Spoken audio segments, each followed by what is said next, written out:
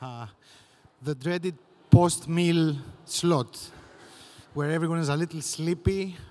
We get it. So that's how confident we are about what we're going to show you, that we stuck it in this slot. So hi, everyone. I'm Dimitris Bounias. I work here with iMEdD. And the hint is in the I. It's the first letter of iMEdD, the incubator, our founding pillar, the one that is a manifestation of the vision of the organization and its co-founders to support journalists and see their ideas through to publication, fruition, and ultimately in service of the public. Now, in these 4 calls and more than 20 projects later, it has been a constant experiment. And I leave my good colleague Nicholas, who has bear the brand of this year's incubator, tell you more. Good afternoon. Thank you all for being here with us. My name is Nicholas Aronis. I'm a journalist. I'm a project manager at iMEdD at the Incubator and Ideas Zone. The 4th cycle of the iMEdD Incubator was the first we decided to be thematic. With this as a starting point, it was not difficult to come up with a theme, as the climate crisis is one of the most pressing issues of our time, an issue worth putting into the spotlight of iMEdD's incubator. In that context, and to raise awareness and inform the public about climate change, climate inequity was the theme of the 4th incubator cycle. Having received dozens of applications that touched on these critical issues, environmental and socio-economic aspects, from journalists from Greece and abroad, the Independent Assessment Committee selected 3. Today, the creators will present us the stories they produced in the 6-month duration of the iMEdD Incubator. At this point, I would like to mention the members of the Assessment Committee. Nikolai Apostolou, who is the Resource Center Director of Global Investigative Journalism Network, Thijs Giesel, an investigative journalist at Follow the Money, and Laura Sarikoski, Editor-in-Chief Premium at Helsinki Sanomat. I see at least one of those members here. Give it up for our independent committee. They had a very hard job this year. But because we don't want to tire you with numbers and statistics, let's give the floor to the creators. Dimitris Bormpoudakis, Evangelia, Drakou, and Enri and I, 2 scientists and a photographer, with their project Green Transition in the Margins of Europe, exploring a journalist-led, science-based multimedia approach, the story of the green transition injustices, focusing on 4 Greek islands that are undergoing a transition to renewable energy. Dimitris, Evangelia, Enri, please come on stage. Ooh.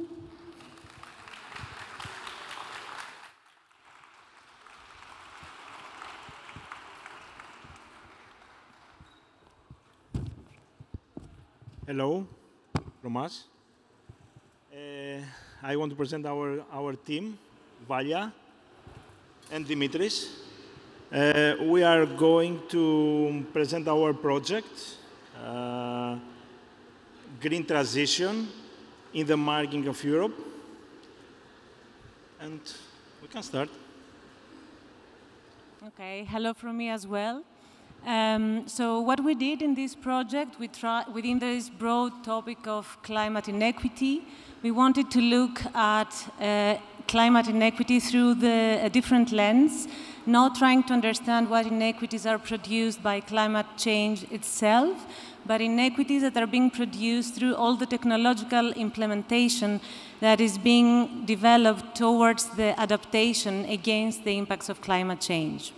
And we had our case study, we focused on the margins of Europe, as we call them, practically referring to islands in Greece, islands which are marginalized both geographically but also socially, especially in the places and spaces where these technological infrastructures are actually installed, like the mountains of the island areas.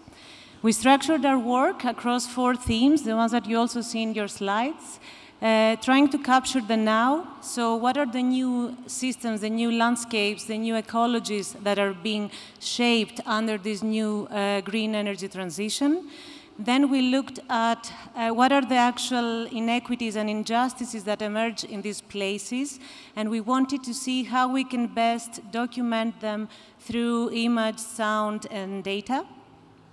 And then we wanted to see the post-factum, so what happens after this whole installation is happening, what is left in this landscape and spaces.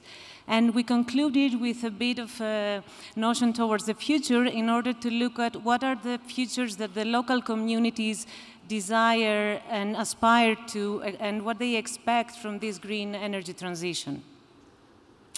As a group, we started through, we shaped this proposal because we had a shared interest in island spaces. We had a shared interest in understanding what produces and generates inequity. And we also had a shared passion on documenting stuff through sounds, which is what Dimitris is doing, documenting things through images, which is what Enri does, and documenting them through data and maps, which is what I'm doing. And initially, we started working in a bit more sectoral way, but the biggest fun was when we brought things together and we integrated the three approaches.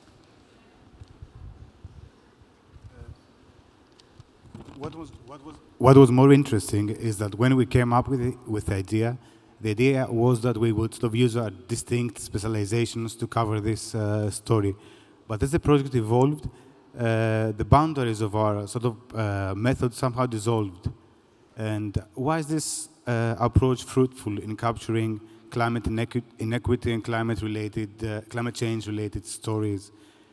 Climate change and our collective response to it will create new landscapes and new ways of looking at landscapes, new sounds and new ways of listening to them, new sights and new ways of listening to them, and new sights and new ways of looking at them.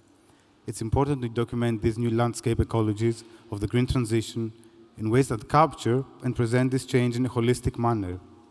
We explicitly designed our documentation approach to capture elements of the green transition and climate injustice that exceed siloed specializations, traditional reportage, artistic documentation, or scientific study.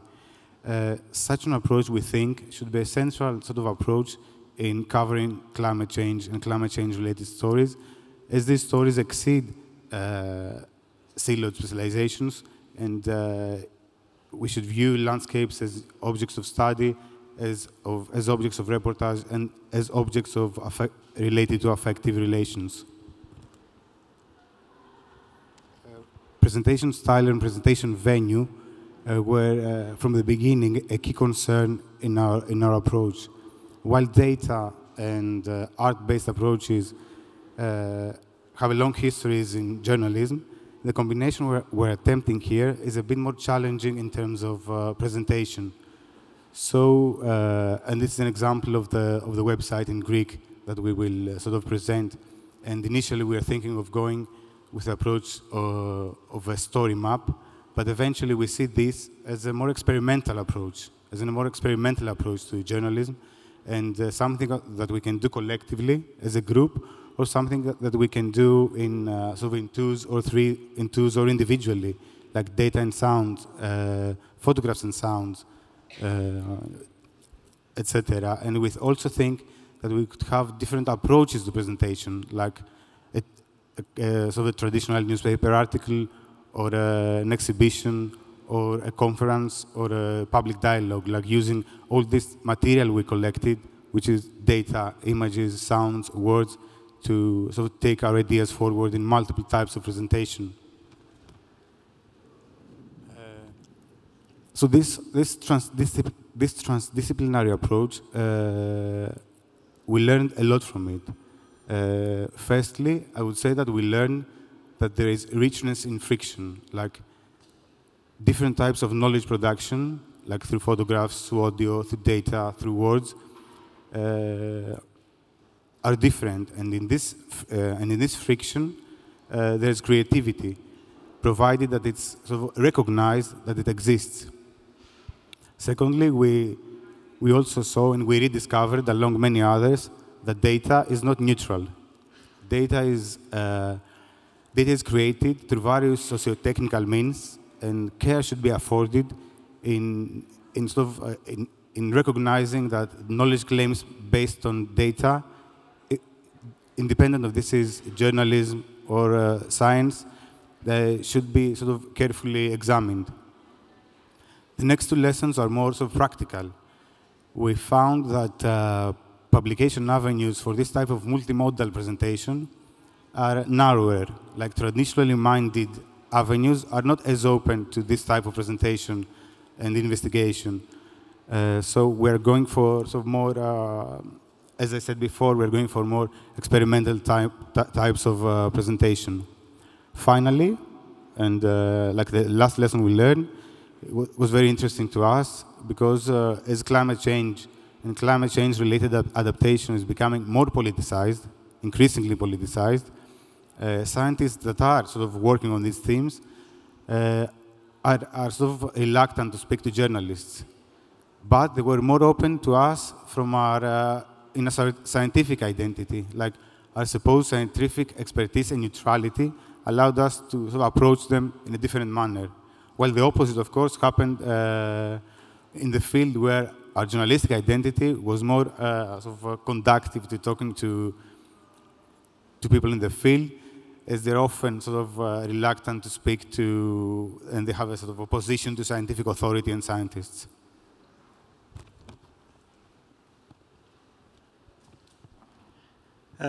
I want to thank you here at the iMEdD for the support. I want to thank you, Nikos, Dimitris, and Nota, and you all. Thank you. We're going to close with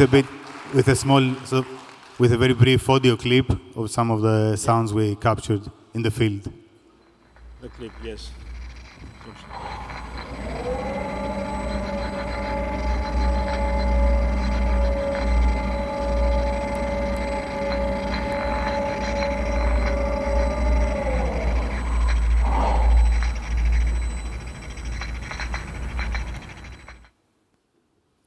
Thank you. Thank you.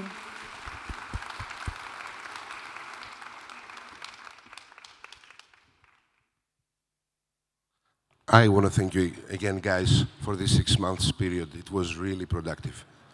So, where does our waste end up? A question that troubles many of us. With their project, Alexia Kalaidzi, George Christides and Alexandros Avramidis, 2 journalists and a photojournalist, try to find an answer to this question. During their investigation, tracing the unorthodox journey of Greek plastic waste, they followed the recycling cycle of our waste, a revealing journey with environmental, social, and economic aspects. Please, guys, come on stage.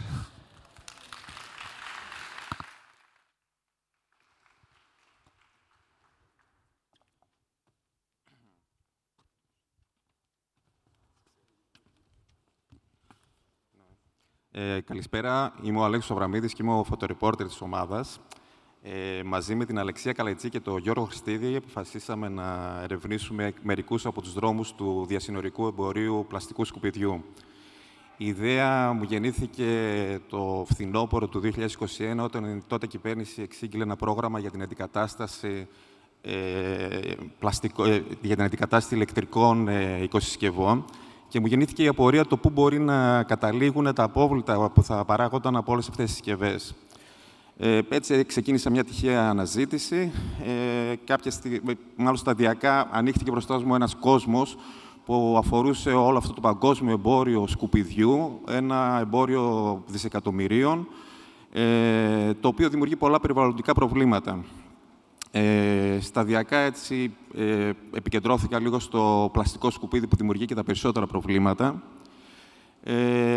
Κάποια στιγμή σε μια αναζήτηση στη βάση δεδομένων του Παγκόσμιου Οργανισμού Εμπορίου έπεσα πάνω στο στοιχείο ότι η Ελλάδα είναι ο βασικός εξαγωγέας πλαστικού σκουπιδιού για τη Ρουμανία και τη Βουλγαρία και αυτό μου έκανε μια φοβερή εντύπωση, δηλαδή σκέφτηκα για ποιο λόγο, πώς γίνεται το πλαστικό σκουπίδι, το πλαστικό μπουκαλάκι νερό που εγώ πετάω στο κάδο ανακύκλωσης της γειτονιάς μου, ξαφνικά να ταξιδεύει χιλιάδες χιλιόμετρα μακριά από τον τόπο του. Και τότε ήταν που μπήκα στο παιχνίδι η Αλεξία και ο Γιώργος. Right. Thank you all so much for being here as well. Just a quick question. How many of you do you believe that recycling is an actual solution or a good solution to the plastic waste that we increasingly produce in the European Union? None of you. Then I should just leave. All right. Okay. So what our investigation focused on was first seeing that very, very little part of the plastic that we produce in extraordinary numbers is being actually given a second life, which is a very big myth, and according to the latest polls, it's a very widespread myth in Greece, but also in other European countries. So essentially what happens is that richer countries like Greece or Germany or others who have tougher regulations shift off the blame, shift off the management costs of this recycling to poorer member states, like Alexandros mentioned, Bulgaria or Romania, even though they themselves have enough garbage that they could more effectively handle. So this is more like a money issue rather than an environmental issue as it is being advertised by the EU. This practice can also be legal because this is the EU we're talking about, but this also has its own pitfalls because this being the EU, there are very limited controls, very few people know what's going on, who sends what, what's happening to it, or whatever.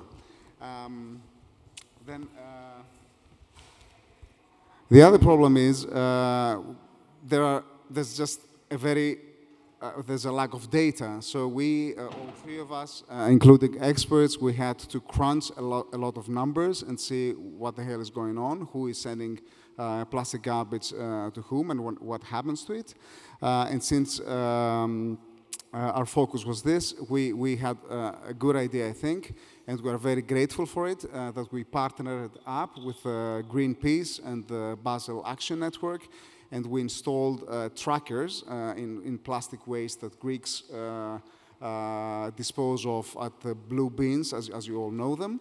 And what we found out is that many of them just end up in landfills, or they can even travel thousands of kilometers away from the country to be processed elsewhere. Then we did a lot of research in what the pitfalls of recycling are. I mean, is it this vicious process? Is it all green? Is it all environmental? And as luck would have it, in May this year, there was a very big research in a state-of-the-art facility in Britain, which found out that even the best plastic recycling facility in the world can release huge amounts of microplastics that can be very harmful both to the environment and also to the human health. So recycling is by far not the solution that is hyped up to be. And the trackers, one of the trackers showed that our plastic waste went to thousands of kilometers away to a plant in Romania, which to us made little sense, but Alexia can tell more about this. Thank you. So we had gathered our sources and our data, and what followed was the field research in Romania, Bulgaria, and Greece. There we met with company representatives of big recycling facilities, locals, activists, and experts. And one of the things we've done is to follow the lead we have given with the GPS trackers. So we went to Romania and we followed the Greek plastic bottles, which actually traveled thousands of kilometers that we have to follow. So we crossed half of Romania. I can tell you a plastic bottle has seen much more landscape that you have done in a whole your life. And what we've seen is that it ended up in a modern state-of-the-art recycling facilities in northern Romania. So the facility was great, seemingly following all the rules, and locals actually were employed in this facility. So what's the problem? Thankfully, we had identified sources within the governmental agencies, and we have granted access to legal documents that proving that apart from 2 or 3 facilities of this kind, all the others were handling low-quality plastic, which actually could cause pollution. And even the best case scenarios in Bulgaria, for example, would have to handle so much quantities that you cannot imagine that a country in the size of Bulgaria could handle, that actually would still contaminate either the air or the water. But it's not only these countries.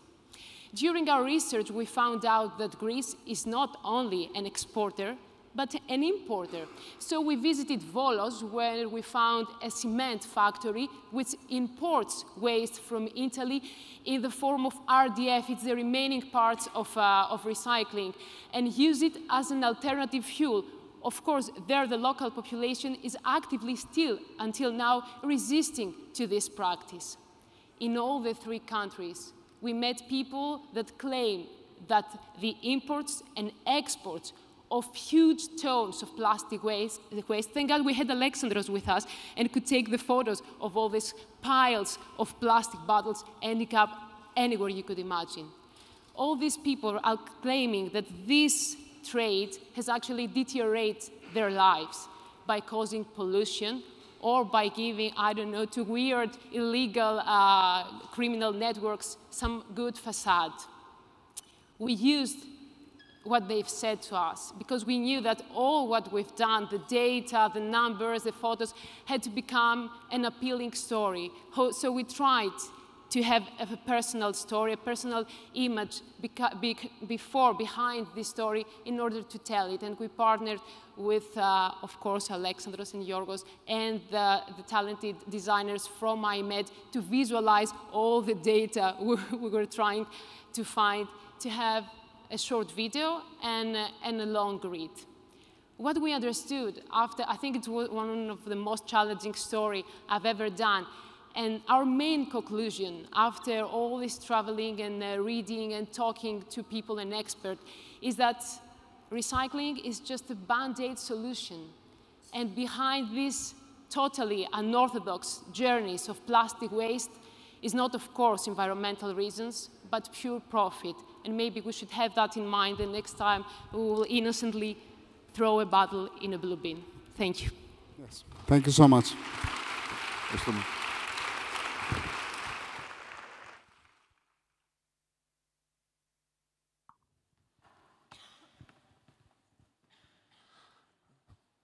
I, from my part, would like to thank the designer that Alexia mentioned, my colleague Evgenios Kallofolias, for all the work he has done for this project.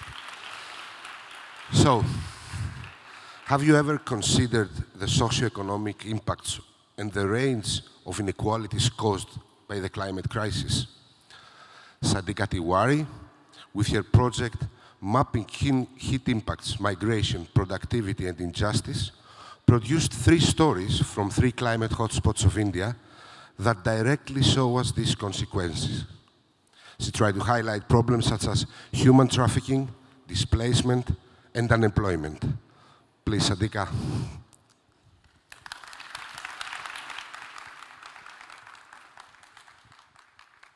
Thank you, Nicholas. So I'm here to talk about my stories, but I feel that storytelling is a lot more about feeling than just listening. And anything that I say will fall short in front of these stories that I've done, the people that we're talking about, and I think you all should see that first. But before I show you the snippets from all of these 3 stories, I just want you to remember one thing. These are not just climate stories. They're stories about gender, they're stories about unemployment, they're stories of justice, and more than anything else, they're just stories about people who are a lot more vulnerable than us, and especially a lot more vulnerable to climate change, and which is why these stories matter, because they're not just about climate change. So I think we should look at the videos first.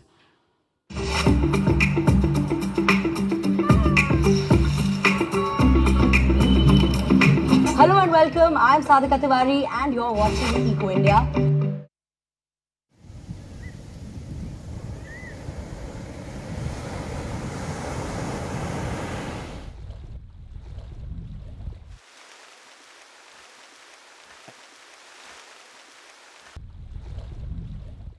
When I saw these mangroves for the first time, Their unique biodiversity and sheer vastness left me awestruck. But with this breathtaking glory also come ravaging disasters that tear apart the lives of millions. This is Anupama, a 19-year-old with whom I got to spend a few days. She shared her life and her home with me to reveal the story of her life and the cyclones that she has grown up with. I used to dance ever since I was very young. One day my dance teacher asked me to go with him to a dance program, and under this pretext, I got trafficked.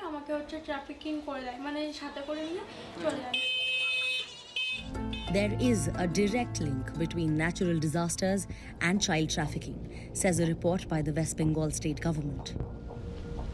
After Cyclone Amphan in 2020, 62 children went missing and 16 were trafficked in West Bengal, shows official data. Many are lured away by promises of a better future or simply trafficked like Anupama.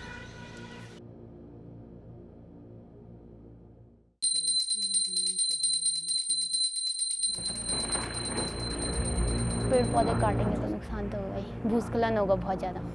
वही जैसे आपदा का scene हुआ, glacier में बोल रही सिर्फ इतना सा टूटा हुआ है वहाँ से, हर कोई बोलता हो ही नहीं सकता इस ग्लेशियर से आपदा आया होगा। India's renewable energy target is 500 gigawatts by 2030. Renewable energy sources like wind and solar are not constant, and to balance these power grids, storage is needed. This is where hydropower will play a major role. Hence, it is important for energy security, say its proponents.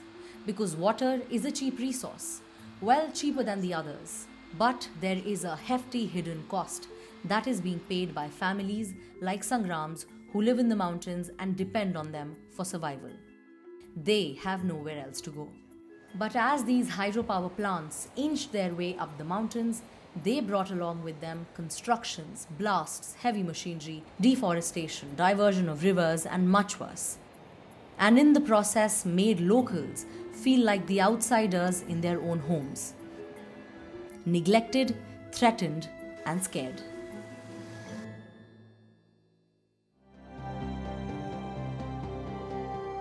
This isn't the first time cracks have appeared in houses and on roads. It has been happening for a while and is not limited to Joshimath.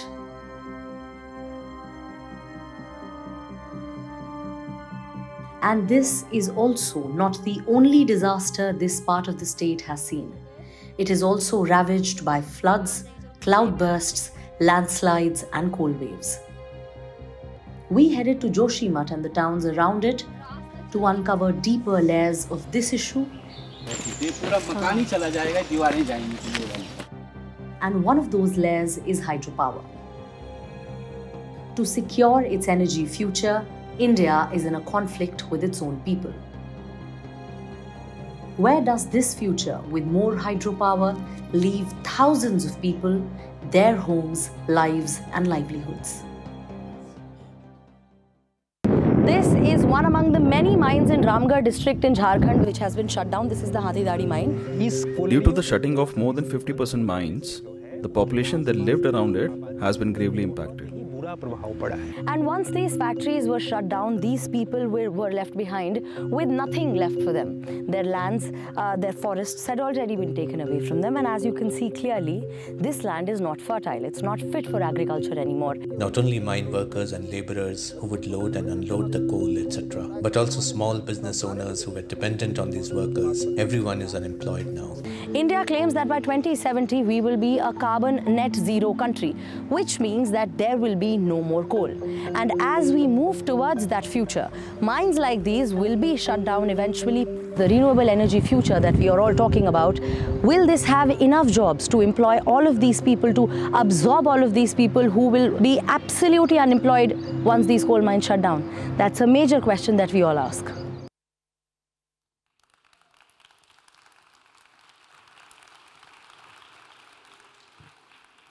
Thank you.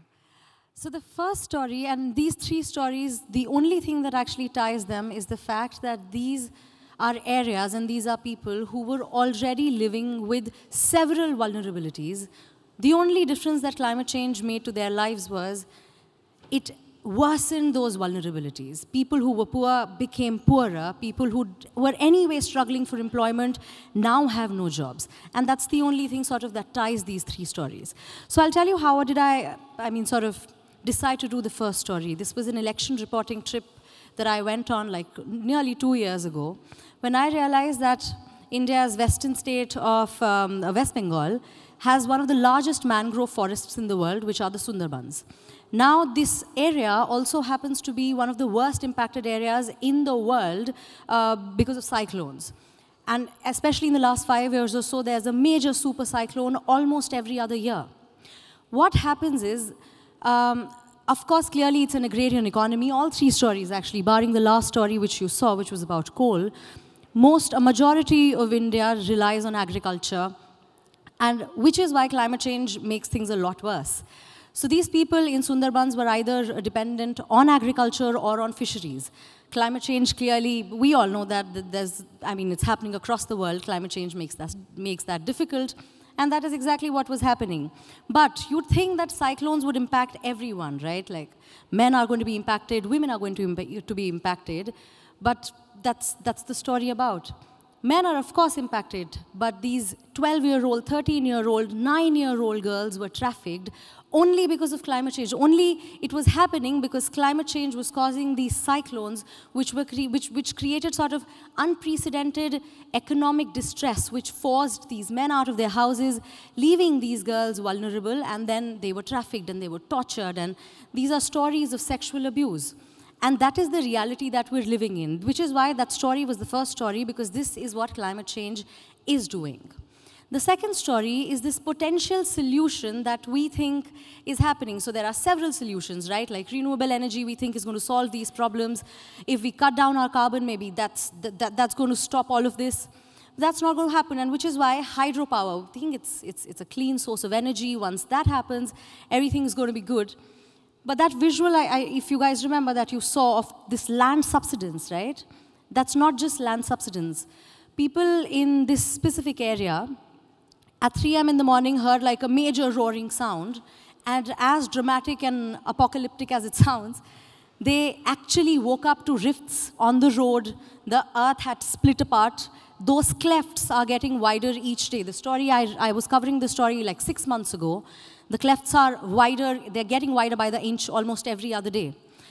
So what happens is that hydropower, which was supposed to be a solution to so many problems, has not just created new problems in this area, it has also taken away traditional sources of livelihood from these people. They are unemployed, they share a sort of long-standing relationship, spiritual, cultural, and also just, of course, economic, with the forests and the mountains that they were living with.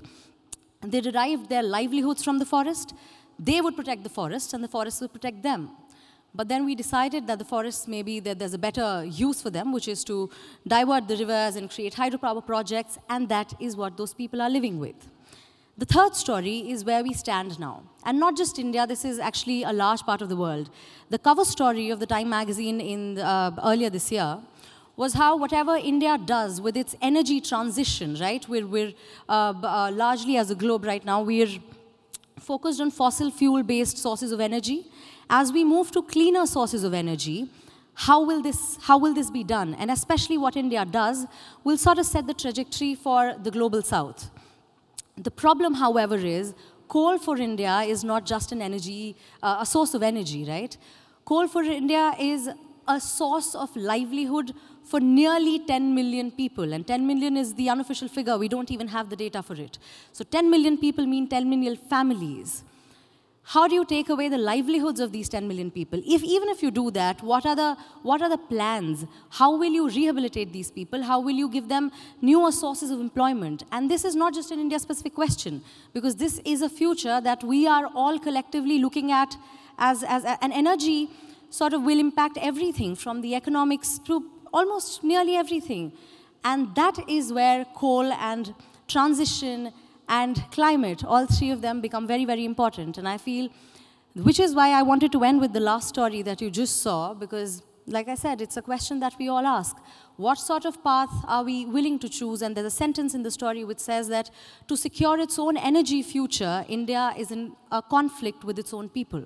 And it's not just India, it's a lot of developing countries. This is sort of the story of the global south as well. So that is where we stand right now. Where is hope? Where do we see things headed? What do we do about these questions? And nobody has answers to these questions. But I believe that these are questions that we will keep asking, especially as climate journalists. But I just want to close by saying that climate journalism, like we've all been discussing for a day and a half now, is not just about climate and environment and science anymore. It is about politics, it's about employment, it's about gender, it's about people. So thank you so much for listening to me. I hope you liked it. If you have any questions, I'll be around. We can have a chat.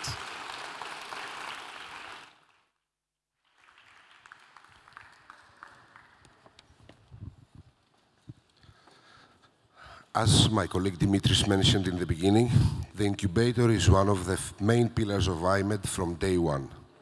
It is a pillar that is constantly evolving and adapting. The current period is a period of reimagining the program, so you will hear soon from us. Of course, if you want to know more about the projects and meet the creators, they will be here for all the days of the forum. And please stay tuned for the next panel, Extreme Weather Newsroom Strategies at the Forefront of Climate Change Coverage. Thank you very much all.